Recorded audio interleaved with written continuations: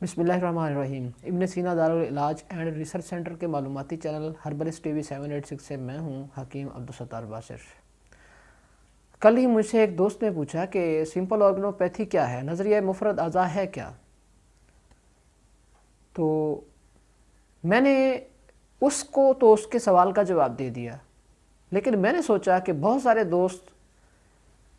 Social media के ऊपर जो तिब के स्टूडेंट्स हैं, जो तिब कदीम और तिब जदीद में फ़र्क जानना चाहते हैं, जो तिब के अंदर होने वाली तजदीद के बारे में जानना चाहते हैं, वो भी इस सवाल को अपने जहनों में लिए जवाब के मुतलाशी होंगे। तो मैंने इसलिए आज का ये वीडियो सेगमेंट क्रिएट किया कि दोस्तों तक ये बात पहुंचाई जाए, इस सवाल का जवाब उनके जहनों में डाला जाए कि सिंपल ऑर्गेनोपैथी या नज़रिया मुफरद अज़ा क्या है और तिब कदीम और तिब जदीद के अंदर फ़र्क क्या है। और अल्लामा हज़रत दोस्त मोहम्मद साबर मुल्तानी साहब ने इसके अंदर कौन सी तजदीद की है और क्या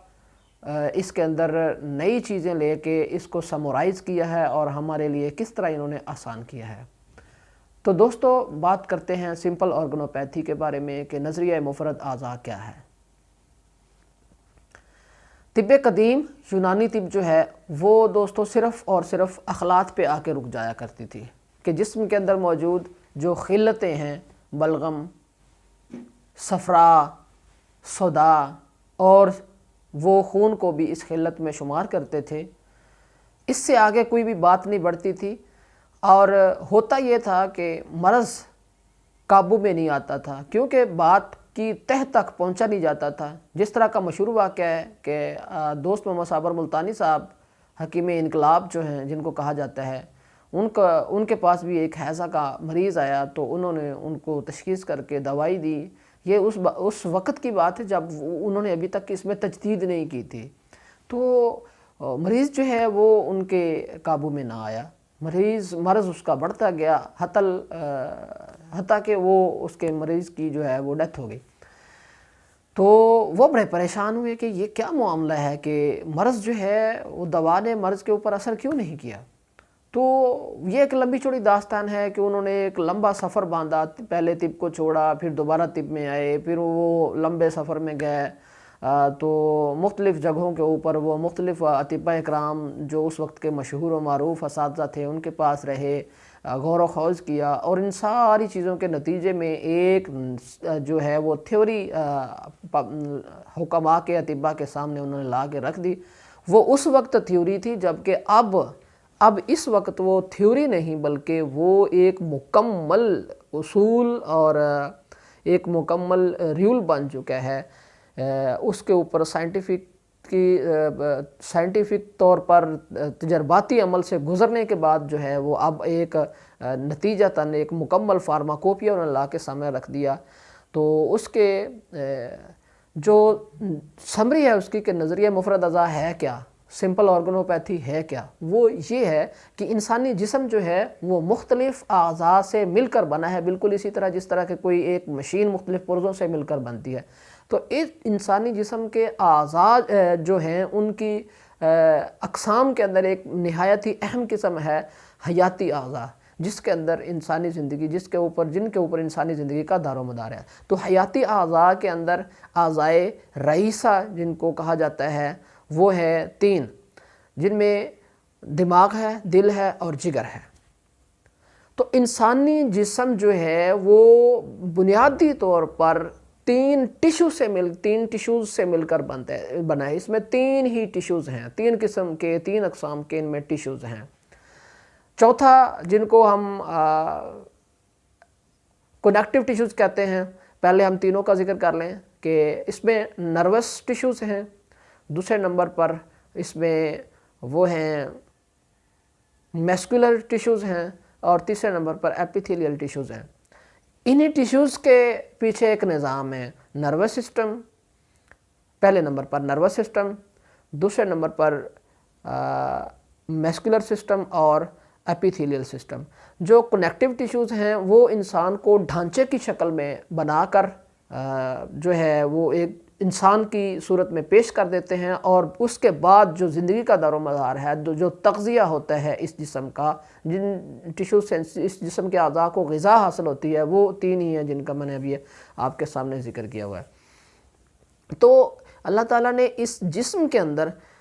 3 ٹیشوز پیدا کیے ہیں، اور ان 3 ٹیشوز سے 3 حیاتی اعضاء جو ہیں ان کا تغذیہ ہوتا ہے۔ ہم جو بھی چیز استعمال کرتے ہیں، جو بھی غذا ہم کھاتے ہیں، ان کے نتیجے میں ان 3 ٹیشوز کے اندر ہی چینجنگز ہوتی ہیں، اور جو ٹیشوز ہیں وہ ڈائریکٹلی طور پر اثر انداز ہوتے ہیں اعضاء کے اوپر۔ جب اعضاء کے اوپر اثر انداز ہوتے ہیں تو پھر اعضاء کی جو کارکردگی ہے وہ متاثر ہوتی ہے، اس میں افراط و تفریط پیدا ہوتی ہے، کمی بیشی پیدا ہوتی ہے، یا کمی بیشی جو ہے وہ نروس سسٹم میں ہوگی، کمی ہوگی یا بیشی ہوگی، مطلب اس کے اندر اس کے افعال جو ہیں وہ سست ہو جائیں گے، اس کے افعال جو ہے وہ یا تیز ہو جائیں گے، تو وہ یا تو ہوں گے اس میں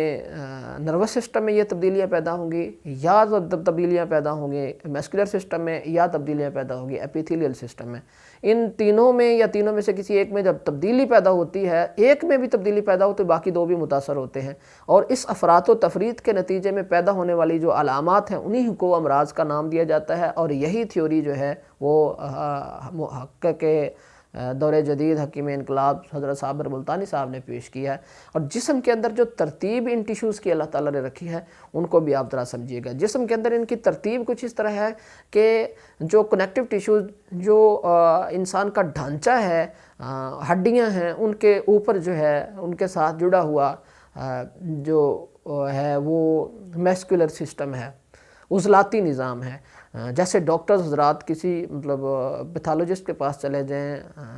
ڈاکٹرز جو ماہرین ہیں ان سے پوچھ لیں کہ یہ جو دل سے آرٹریز نکلتی ہیں، خون کو سپلائی کرنے والی وینز نکلتی ہیں، وہ اللہ تعالیٰ نے کہاں رکھی ہیں؟ تو وہ جسم کی گہرائی میں ہڈیوں کے ساتھ ہیں، کیونکہ وہ اتنی انتہائی اہم ہیں کہ ان کے اندر خون کی رفتار اتنی زیادہ ہے کہ اگر آرٹری خدا نخواستہ کٹ جائے کسی ایکسیڈنٹل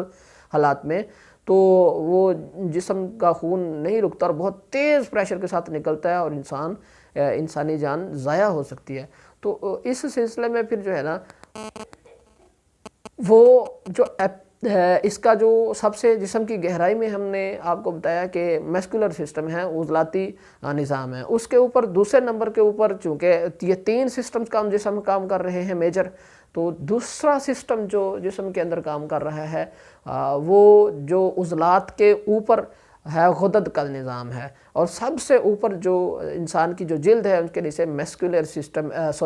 نروس سسٹم ہے۔ کیوں؟ اس کا ایک ثبوت بھی ہے کہ جسم کے اوپر اگر چیونٹی رینگتی ہے تو فوراً اس کی محسوسات ہو جاتی ہے، کیونکہ یہ میسکولر نروس سسٹم جو ہے وہ جسم کی جلد کے بالکل اوپر ہے،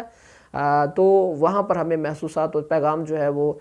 دماغ کی طرف جاتا ہے، اور والنٹری ایکشن جو ہے وہ پیدا ہوتا ہے دماغ کے اندر۔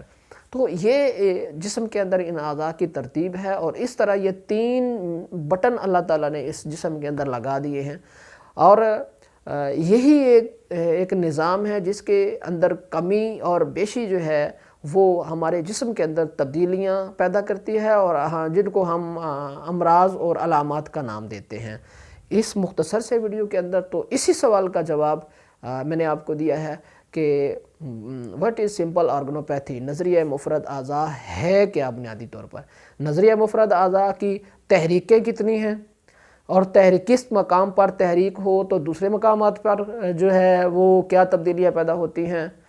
یہ سب کچھ جاننے کے لیے اس سے نیکسٹ ویڈیو سیگمنٹ میں ہم ایک مرتبہ پھر آپ کے سامنے حاضر ہوں گے۔ تب تک کے لیے اجازت چاہتے ہیں۔ السلام علیکم ورحمۃ اللہ وبرکاتہ۔